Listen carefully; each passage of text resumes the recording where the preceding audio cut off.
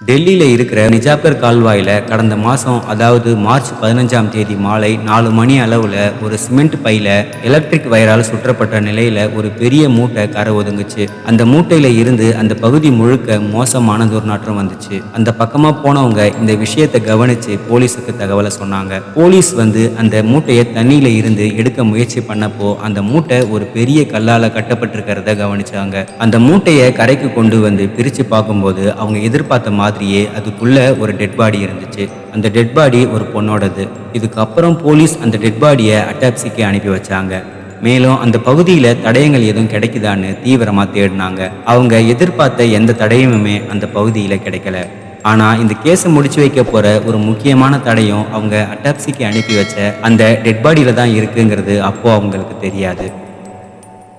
கடந்த மாசம் டெல்லியில நடந்த ஒரு கொலையில கிடைச்ச ஒரு சின்ன ஆதாரத்தை வச்சு போலீஸ் எப்படி குற்றவாளியை கண்டுபிடிச்சாங்க? கொல்லப்பட்ட அந்த பெண் யாரு? அவங்கள கொடூரமா கொன்னு மூட்டை கட்டி கால்வாயில வீசினது யாரு? அப்படிங்கறத பத்தி எல்லாம் தான் இன்னைக்கு இந்த வீடியோவுல நம்ம பார்க்க போறோம். நீங்க பார்த்துட்டு இருக்கிறது நடந்தது என்ன?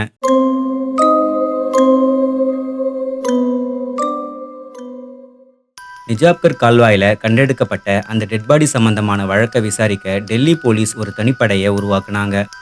போலீஸ் அந்த டெட் பாடியை அட்டாப்சிக்கு அனுப்பி வச்ச 2வது நாள் அந்த டெட் பாடியோட போஸ்ட்மார்ட்டம் ரிப்போர்ட் போலீஸ் கிட்ட ஒப்படைக்கப்பட்டுச்சு. அதுல இறந்த அந்த பொண்ணுக்கு 45 வயசுல இருந்து 50 வயசுக்குள்ள இருக்கலாம் அப்படின்னும், அவங்க கழுத்து நெரிக்கப்பட்டு கொல்லப்பட்டிருக்காங்க. அவங்க கொல்லப்பட்டு 3 அல்லது 4 நாட்கள் ஆகியிருக்கும் அப்படின்னும் அந்த ரிப்போர்ட்ல சொல்லப்பட்டிருந்துச்சு. முதல் கட்டமா போலீஸ் டெல்லியில காணாம போனவங்களோட லிஸ்ட்டை எடுத்து அதுல 40ல இருந்து 50 வயசுக்குள்ள இருக்கிற பெண்கள் பேரை ஃபில்டர் பண்ணி அவங்களோட டீட்டெயிலை தீவிரமா விசாரிச்சாங்க. டெட் பாடி கண்டெடுக்கப்பட்ட அந்த பகுதியில கடந்த 5 நாட்களா ரெக்கார்டான சிசிடிவி வீடியோஸை போலீஸ் தரவா ஆய்வு பண்ணாங்க. மேலும் கடந்த ஒரு சில நாட்களா அந்த பகுதியில பதிவான மொபைல் சிக்னல் எல்லாத்தையும் தனிப்படை போலீஸ் கவனிச்சுக்கிட்டே இருந்தாங்க. அந்த டெட் பாடியை போட்டோ எடுத்து அது சம்பந்தமான நியூஸை வாட்ஸ்அப், ஃபேஸ்புக்னு எல்லா சோஷியல் மீடியாவிலையும் ஷேர் பண்ணிக்கிட்டே இருந்தாங்க. டெட் பாடி கிடந்த இடத்துல எந்த ஒரு தடயத்தையும் விட்டுடக்கூடாதுன்னு கொலையாளி ரொம்ப கவனமா இருந்தது இந்த வழக்குல ஒரு முடிவை ஏற்படுத்துறதுல ரொம்ப தாமதத்தை ஏற்படுத்துச்சு. எவ்வளவோ முயற்சி பண்ணியும் இந்த வழக்கு அடுத்த கட்டத்துக்கு நகராமையே இருந்துச்சு. டெட் பாடி கண்டெடுக்கப்பட்டதுல இருந்து சுமார் 2 வாரங்கள் ஆகியும் இந்த வழக்குல எந்த ஒரு முன்னேற்றமுமே ஏற்படாம இருந்துச்சு. நாட்டோட தலைநகர் டெல்லியில நடந்த கொலை அப்படிங்கறதால போலீஸுக்கு இந்த வழக்குல நாட்கள் ஆக ஆக ஒரு அழுத்தம் உருவாகிக்கிட்டே இருந்துச்சு. இந்த வழக்குல முக்கியமான விஷயம் எதையாச்சும் நம்ம கவனிக்க தவறிட்டோமா அப்படின்னு போலீஸ் எல்லாத்தையும் ரீசெக் பண்ண ஆரம்பிச்சாங்க. அப்படி கவனிக்கும்போது அந்த டெட் பாடியில இருந்த ஒரு விஷயத்த போலீஸ் முக்கியமான ஆதாரமா கவனிக்காம இருந்தது தெரிய வந்துச்சு. அதாவது கொலை நடந்து அந்த பாடியை கால்வாயில வீசறதுக்கு முன்னாடி கொலையாளி எந்த தடயத்தையும் விட்டுடக்கூடாதுன்னு அந்த பொண்ணு உடம்புல எந்த ஒரு வாட்சோ, மோதிரமோ, செயினோ இல்லாத மாதிரி ரொம்ப கவனமா பார்த்து அதுக்கப்புறம் தான் அந்த டெட் பாடியை சிமெண்ட் பைக்குள்ள சுத்தி இருக்கான். ஆனா அப்படி எல்லாத்தையும் ரிமூவ் பண்ண கொலையாளி அந்த பெண்ணோட மூக்குல இருந்த மூக்குத்தியை மட்டும் அவசரத்துல கவனிக்காம விட்டிருக்கான். அந்த மூக்குத்தி அட்டாப்சி ரிப்போர்ட் வரும்போதே போலீஸ் கிட்ட ஒப்படைக்கப்பட்டிருந்துச்சு. இதுக்கப்புறம் அந்த மூக்குத்தியை செக் பண்ணதுல அதுல ஒரு லோகோ இருக்கிறத போலீஸ் கவனிச்சாங்க. அந்த லோகோ கண்டிப்பா ஒரு நகைக்கடையோடது தான் இருக்கும் அப்படின்னு முடிவு பண்ணி அந்த லோகோவை அடிப்படையா வச்சு தீவிரமா விசாரிச்சாங்க.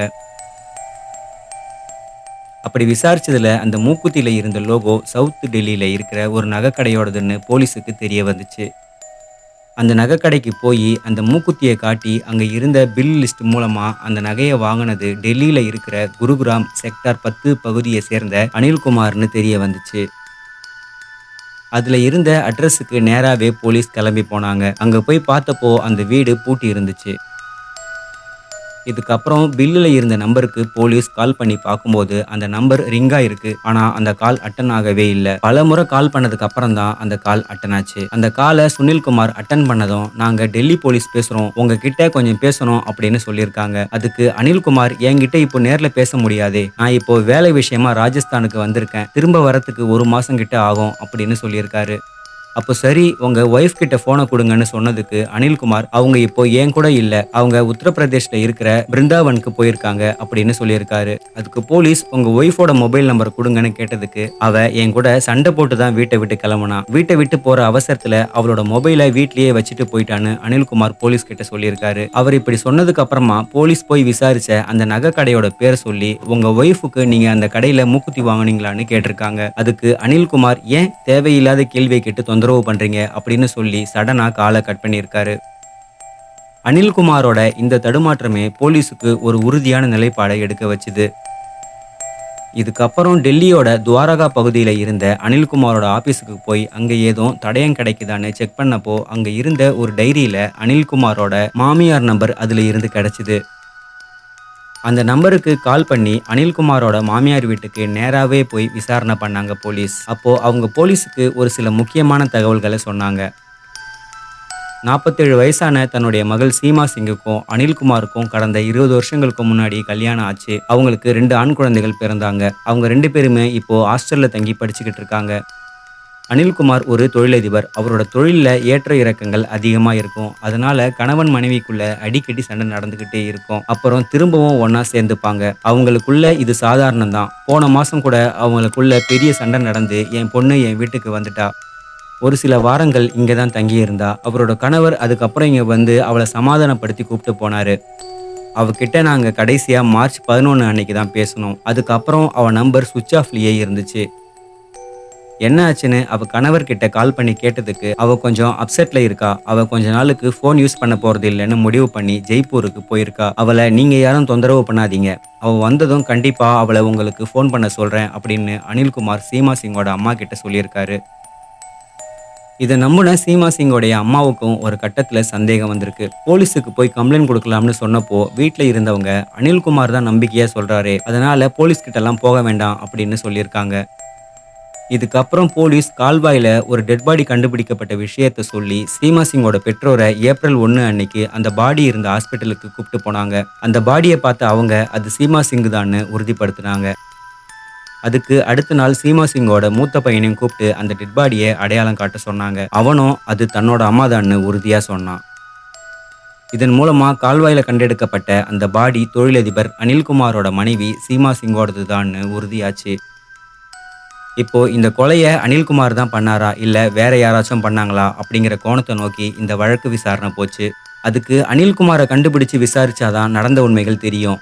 ஆனா அவர் தான் ராஜஸ்தான்ல இருக்கிறதா சொல்லியிருந்தாரு. அவர் சொல்றது பொய் தான்னு போலீஸுக்கு நல்லாவே தெரியும். ஆனா அவரோட நம்பரை சரியா ட்ராக் பண்ண முடியாததால அவர் எங்க இருக்காருன்னு தெரியாமையே இருந்துச்சு. இந்த நிலையில அனில்குமாரோட வீட்டுல ஆள் நடமாட்டம் இருக்கிறதா போலீஸுக்கு தகவல் வர உடனடியா போலீஸ் அனில்குமாரோட வீட்டுக்கு போனாங்க.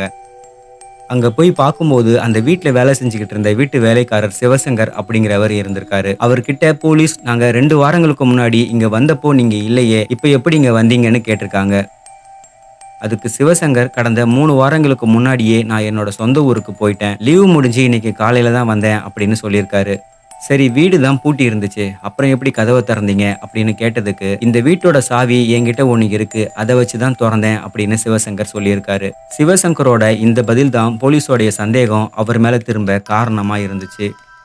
அது ஏன்னா அந்த வீட்டுக்கு 2 சாவிகள் மட்டும்தான் இருக்கு. அதுல ஒரு சாவி தன்னோட மகள் சீமா சிங் கிட்டையும் இன்னொரு சாவி சீமா சிங்கோட கணவர் அனில்குமார் கிட்டையும் இருக்கிறதா சீமா சிங்கோட அம்மா ஏற்கனவே சொல்லியிருந்தாங்க.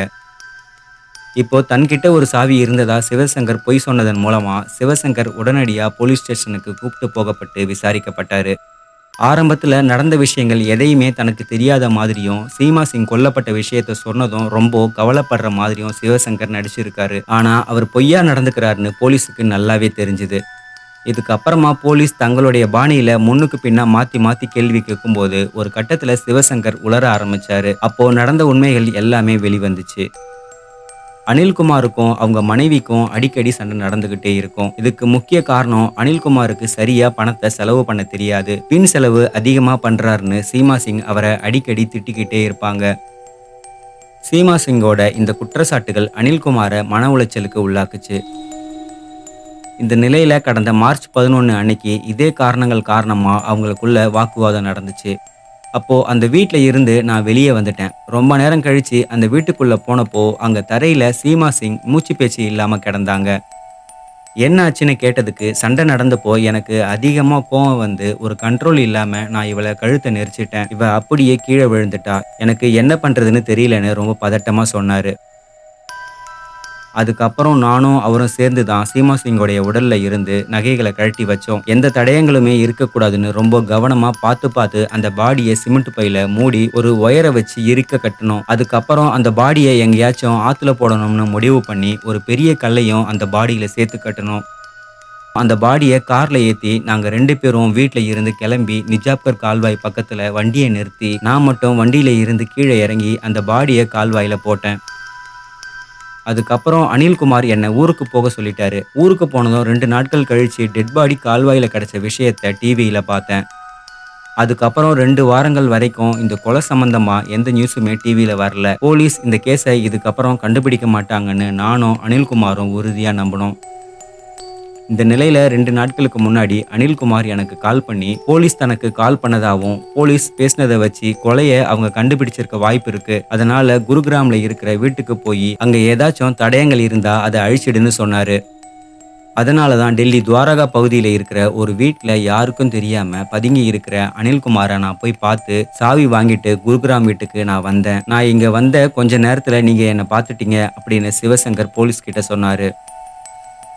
இதுக்கப்புறம் சிவசங்கர் சொன்ன தகவல் அடிப்படையில டெல்லி துவாரகா பகுதியில ஒரு வீட்ல பதுங்கி இருந்த அனில்குமார் கைது செய்யப்பட்டாரு.